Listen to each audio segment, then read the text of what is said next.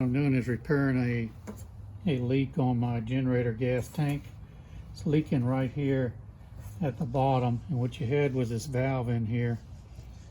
Goes in, it pushes in, and it's a friction fit. Seals right here. What's happening is the rubber grommet.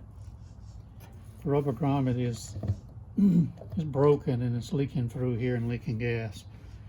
So there's other videos online that say when you take this out, you just pry it off by putting some needle nose pliers right here.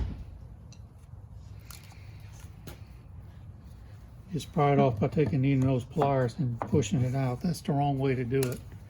The way to do it is to remove this first and then the rubber grommet.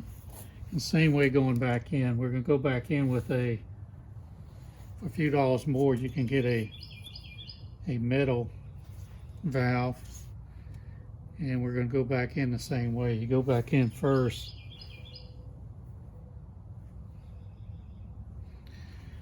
with the rubber plug, the rubber grommet.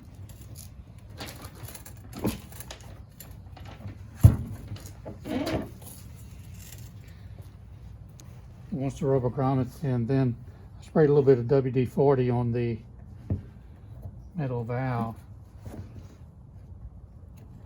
and it pushes right in. So if you try to put this into the rubber grommet first and then get it into the plastic, you're going to have difficulty doing that, because again, this expands the rubber gasket to give a tighter seal. Okay. I think I just will replace the hose while we're doing it too. So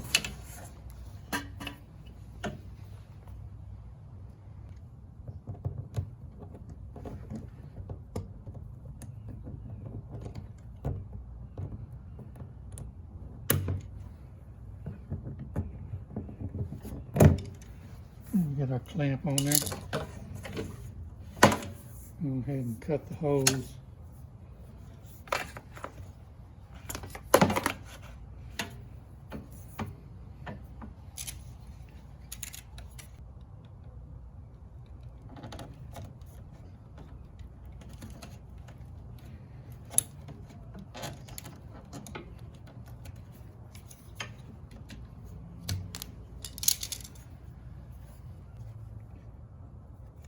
Clip on this side too.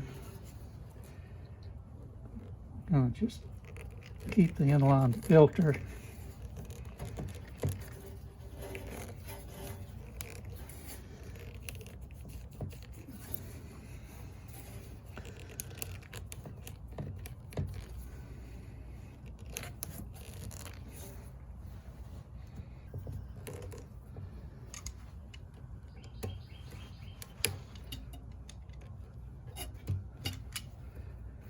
We've got all our clamps in place, and we should be in good shape.